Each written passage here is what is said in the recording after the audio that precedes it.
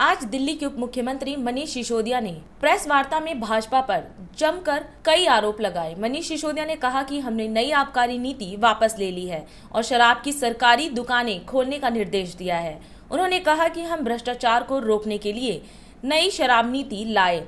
हमने शराब की दुकानों की पारदर्शी तरीके से नीलामी की। पहले दिल्ली में 850 दुकानें थी। सिसोदिया ने आगे कहा कि नई पॉलिसी में हमने तय किया कि एक भी ज्यादा दुकान नहीं खोलेंगे। पहले इन दुकानों से सरकार को 6000 करोड़ की आय होती थी। पारदर्शी तरीके से नीलामी के बाद 9500 करोड़ रुपए की आय सरकार को हुई। भाजपा पर आरोप लगाते हुए उन्होंने कहा कि भाजपा ने शराब की दुकानों के लाइसेंसधारियों एवं आबकारी विभाग के अधिकारियों को धमकाने के लिए सीबीआई एवं ईडी का इस्तेमाल किया ताकि नई आबकारी नीति विफल हो जाए। आज आपके सामने दो राज्यों की एक्साइज पॉलिसी के बारे में कुछ तथ्य रखना चाहता हूं। एक है गुजरात की शराब नीति, गुजरात की एक्साइज पॉलिसी, जिसमें उन्होंने शराबबंदी की हुई है। गुजरात में शराबबंदी की हुई है, लेकिन सब जानते हैं कि शराबबंदी के नाम पे ये लोग वहाँ पे हज़ारों करोड़ रुपए की नकली शराब बेचते हैं, सरकार को चूना लगाते हैं, जहरीली शराब लोग पीते हैं, लोग मरते हैं खुलेआम। सारे मीडिया में भी, अभी तो पिछले जब से ये हुश ट्रेजेडी हुई है लेटेस्ट वाली, सारे मीडिया में कई खबरें इस तरह की आई हैं जहां अलग अलग कोने में गुजरात के ये देखा गया कि किस तरह से इनके घरों में शराब बन रही है, इनके घरों में शराब बिक रही है, जहरीली शराब पी पी के लोगों की जान जा रही है। लेकिन जहरीली शराब बेचने का, नकली गैरकानूनी तरीके से शराब बेचने का इनका धंधा दिन दूनी रात चौगनी तरक्की कर रहा है। ये मॉडल इन्होंने गुजरात में लागू कर रखा है। दूसरा है दिल्ली में लागू मॉडल। दिल्ली में हमारी सरकार पिछले साल एक नई एक्साइज पॉलिसी लेके आई, एक्साइज पॉलिसी 2021-22। 2021-22 की पॉलिसी लागू होने से पहले दिल्ली में सरकारी दुकानें थीं, ज़्यादातर सरकारी दुकानें थीं। सरकारी दुकानों के ज़रिए दिल्ली में शराब बिकती थी और खूब भ्रष्टाचार होता था उसमें, ब्रांड पुशिंग से लेके और कई तरीके की खबरें आती थी। मैंने खुद रेड कर करके भ्रष्टाचार पकड़ा था वहाँ पे। हमने उस पॉलिसी को ख़त्म करके एक नई पॉलिसी बनाई।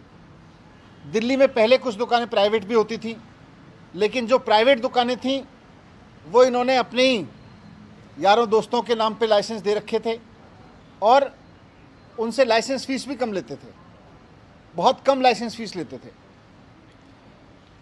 और कई साल से लाइसेंस फ़ीस भी नहीं बढ़ाई थी इन्होंने।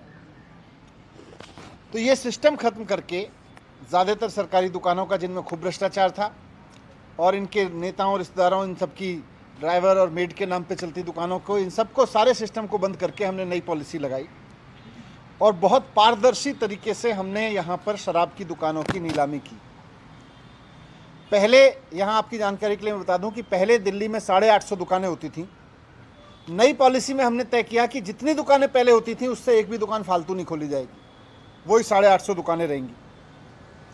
पहले इन दुकानों से सरकार को करीब 6000 करोड़ रुपए का रेवेन्यू मिलता था शराब पॉलिसी में। जब पारदर्शी तरीके से इन दुकानों की नीलामी हुई तो दुकानें नहीं बढ़ी, लेकिन पूरे साल में, एक फुल ईयर में 850 दुकानों से 9500 करोड़ रुपए का रेवेन्यू आना था। इस हद तक ऑक्शन गया हमारा, 6000 करोड़ की जगह 9500 करोड़ रुपए। तो इस तरह एक साल में नई पॉलिसी के तहत सरकार की आय 1.5 गुने से ज़्यादा बढ़ जाती, करप्शन खत्म हो जाता। लेकिन नई पॉलिसी आने से इन लोगों ने जो भ्रष्टाचार मचा रखा था वो रुक गया, वो खत्म हो गया। तो इन लोगों ने पूरा प्लान बनाया कि इस नई पॉलिसी को फेल किया जाए। एक एक करके इन्होंने जितने प्राइवेट दुकान वाले आए थे उनको ईडी की धमकी दी, सीबीआई की धमकी दी। तो प्राइवेट दुकान चलाने वालों को, जो सरकार को ज़्यादा रेवेन्यू दे रहे थे, क्योंकि सरकार ने ट्रांसपेरेंट तरीके से उनको दुकानें दी थी ओपन ऑक्शन करके, तो उनको इन्होंने ईडी से धमकाया, सीबीआई से धमकाया। तो बहुत सारे शराब वाले तो, दुकान वाले तो बेचारे, कई सारे लोग तो दुकान छोड़ के चले गए। और आज दिल्ली में जो नई पॉलिसी में भी 850 दुकानें हो सकती थीं, आज दिल्ली में कुल 468 दुकानें चल रही हैं। और 1 अगस्त से कई और दुकान वाले भी, क्योंकि ये सीबीआई से डरा रहे हैं, ईडी की धमकी दे रहे हैं दुकान वालों को, तो ये 468 दुकानों से भी और कम हो जाएंगी। कई और लोग दुकानें छोड़ के जाने वाले हैं। इनका मकसद है कि दिल्ली में शराब की किल्लत पैदा करो। इनका मकसद है कि दिल्ली में लीगल तरीके से बिकने वाली शराब का क्वांटम कम करते चले जाओ। दिल्ली में वैध शराब की जानबूझ के कमी कर दी गई, तो इसके बाद ये लोग गुजरात की तरीके से यहाँ भी धड़ल्ले से नकली शराब बेचना चाहते हैं। दिल्ली में भी फिर हमें बहुत दुख है, लेकिन दिल्ली में भी अगर ऐसा होता है तो नकली शराब बिकती है तो कोई बड़ी चीज़ नहीं है। जैसे जहाँ जहाँ नकली शराब बिकती है वहाँ वहाँ फिर जहरीली शराब पी के लोगों की मौत होती है, हुश ट्रेजेडी होती है। दिल्ली में भी होने लगेगी, लेकिन हम ये नहीं चाहते और ना हम ऐसा होने देंगे। इसलिए हमने तय किया कि फ़िलहाल जो नई पॉलिसी है उसको बंद करके सरकारी दुकानें खोलने के आदेश हमने दिए हैं, क्योंकि इन्होंने दुकानदारों को डरा रखा है, इन्होंने अफसरों को डरा रखा है।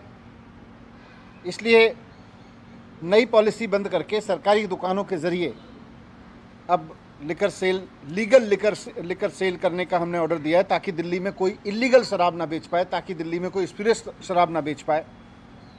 और चीफ सेक्रेटरी को मैंने ऑर्डर किए हैं कि किसी भी कीमत पर वो ये सुनिश्चित करें कि सरकारी दुकानों के ज़रिए करप्शन ना हो और किसी तरह की इलीगल मार्केट शराब की दिल्ली में ना खड़ी हो। ये मैंने ऑर्डर किया है। और अधिक खबरों के लिए आप हमारे YouTube चैनल दैनिक इंडिया दर्पण को अभी सब्सक्राइब करें और नोटिफिकेशन के लिए बेल आइकन को प्रेस करना ना भूलें।